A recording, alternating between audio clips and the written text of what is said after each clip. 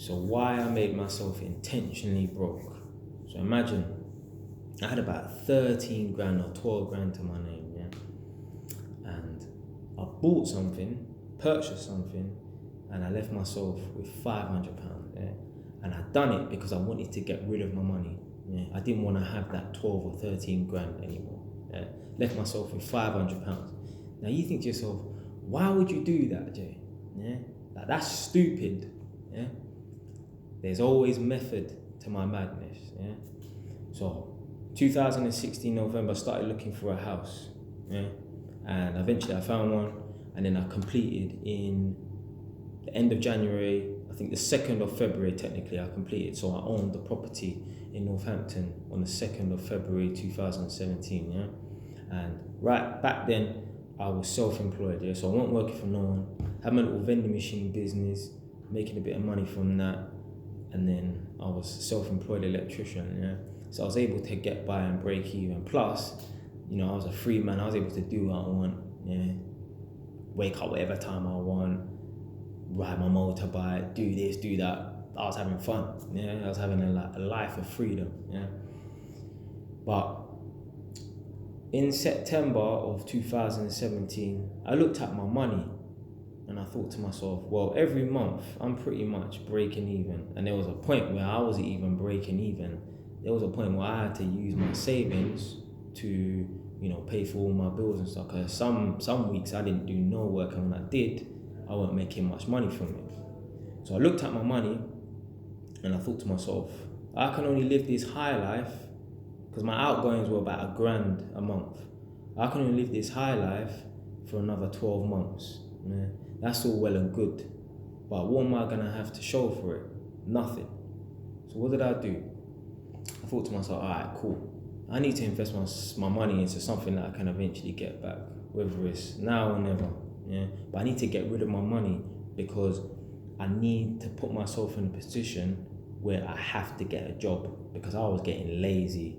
Yeah, see, all this self-employed and working part-time, that's kind of like a word for laziness, yeah?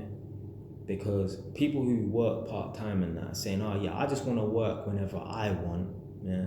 Instead of working full-time, and then in their spare 3 or 4 hours in the evening and on the weekends, they should be investing that time into a business or trying to, you know, climb their way up the ladder. But what they do instead is they just scrape by and have free time to mess around. So they get a part-time job just to break even, so they have more time to sit outside coffee shops and do jack shit, yeah? But then they claim that, oh yeah, they're trying to expand their business or whatever, yeah?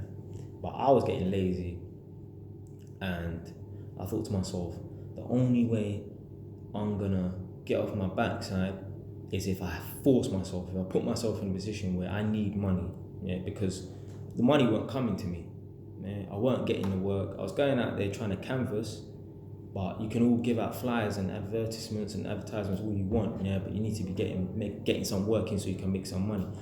So I went on to Zoopla, and obviously London's too expensive, yeah? So I went on to Zoopla and I went up to the north of England, like Durham and Middlesbrough and that. And I was trying to purchase a property for around 10 grand. Yeah? And there are properties that you can purchase for around 10 grand, but I weren't able to purchase a property at that time. Yeah? So afterwards I was bored, and I was looking on Zoopla overseas. Yeah? Check it out if you want. There's an overseas section where obviously people who sell properties can advertise, and it's properties that are abroad, yeah? And they give you the A to Z of properties. So I checked every single country, set the filter from 0 to 10,000 or 12,000 pounds, yeah? Because that was my budget, about 12,000 pounds, yeah? Set the filter to that, and I went from all countries. I'm talking about from fucking Antigua to Zimbabwe and all the countries in between, yeah? Checked every single country. Most of them would turn up with no results, because obviously most of them countries you can't buy no property for 10 grand. And if you can, if there are properties that you can buy for 10 grand, they probably have been bought or they're just not on Zoopla, yeah? So the first place that I came across was Bulgaria on the list. Yeah? You can buy a 4-bed detached house, but it's a farmhouse in a rural area. When I say rural area, I mean you ain't got no neighbours for half a mile. Yeah? Proper rural, it's a farmland. Yeah? But inside the property looks like a fucking cave. Yeah? The electrics are so outdated, it's unreal. Yeah? You would have to do more than a full refurbish. Yeah? There's no just a bit of paint, carpet, and just nice fancy lights. No, you need to do a full renovation of these homes. Yeah? So I was looking at that, and then also I was looking at places that have tourists going to them. So in Bulgaria, there's a place called, I think, Sofia or something like that. Yeah, there's somewhere up in the north, and it's like a skiing resort, but obviously only during the winter time, because that's when it's the coldest. During the summer, I don't think there's any snow for anyone to do any skiing. So when I spoke to the estate agent who's based in England, who represents the property out in Bulgaria, they told me that the resort that I wanted to buy an apartment in to rent out, they said that the lift doesn't work right in the apartment building, and they're not planning on fixing it. So I thought, you know, if they're not even willing to fix the lift, what other problems aren't they willing to deal with? So I just scrapped fucking Bulgaria, and I thought to myself, alright, boom, let me try somewhere else. Again, going down the list.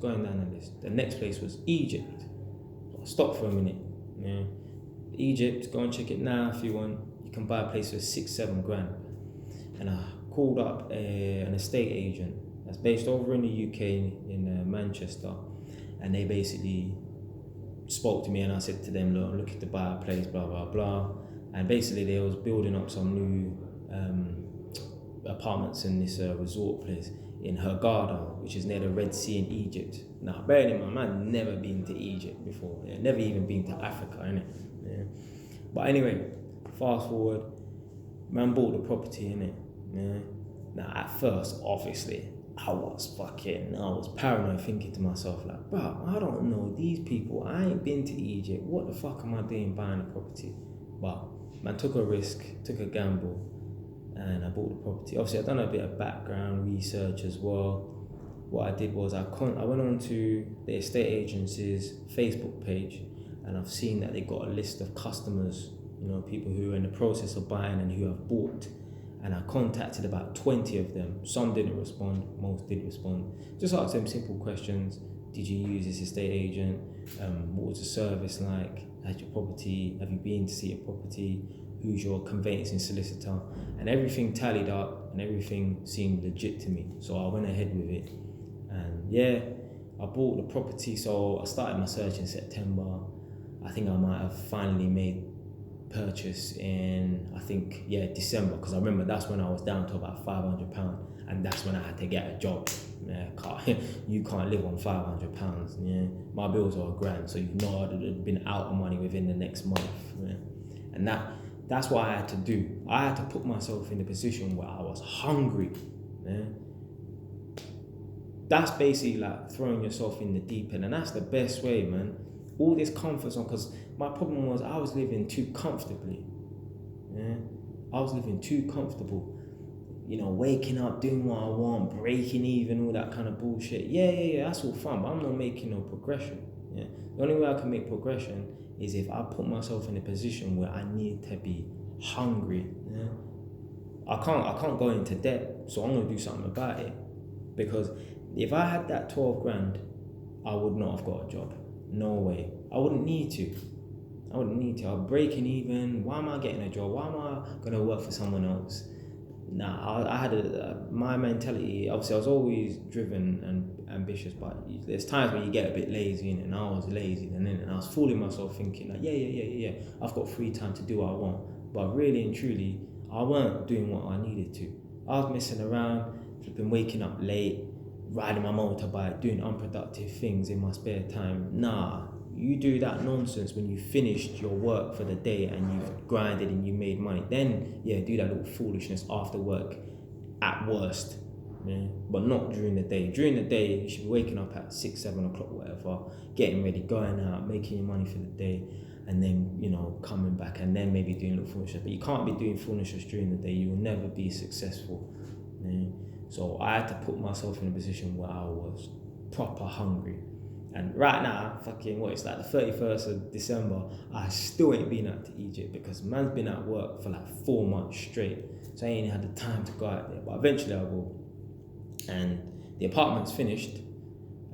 It's all ready now, I believe. All I need to do is just furnish it now, innit? Yeah. And at first, I was gonna get the estate agent to furnish it for me. Obviously, I'm gonna pay them some money. And I looked into it, and my girl was saying to me, nah, don't do it, Jay. And then one of my friends even backed what he was saying. I was like, nah, don't, man. For the price that you're gonna pay, you can furnish it and still have money left over. Yeah, they're basically ripping you off. Because obviously, if you pay X amount of thousands of pounds for furnishing, obviously they're taking their cut out of it. Innit? So I'm gonna do it all myself. And it's gonna be good as well. Because when I go out there, I'm gonna meet new people. You know, if you just stay in your area and you don't leave your area, you're never gonna get anywhere in life. You need to network, you need to meet new people. Yeah, that doesn't mean kiss people's ass. Yeah, like what man said in that video. It's not what you know is who you know. Now that's bullshit. Yeah, but it is about networking and meeting the right types of people. Don't get it confused with kissing people's ass. And another reason why you should invest in Egypt as well. At the moment, they ain't got really much of a economy. Yeah? And for every £1, every one Great British pound, whatever, is worth 12 Egyptian pounds, right? And, well, roughly around that conversion, I think it's 10 actually. But the interest rate on the banks are between 10 and 14%, but they won't go below 11, I don't think. So they're roughly around, 10 and 14%. They won't go below 10 anyway. They won't go below 10%. So imagine if you put £1,000 in that account over a year, you'll get £100 back in interest. We don't have those interest rates like that in London, in England, but they've done that to entice foreigners, people from outside of Egypt to want to come in. My girl was telling me in Sweden or somewhere I think it was in Sweden. She was saying that they used to give people these benefits, like people outside of Sweden to come and live in Sweden. So they'll give you a free house and all this money to do at the house and this kind of bullshit to get people to come to the country, to invest in the country, to help build up the economy. Obviously, people took the piss and was going on benefits and not working, all that bullshit. But that's what Egypt's doing, yeah.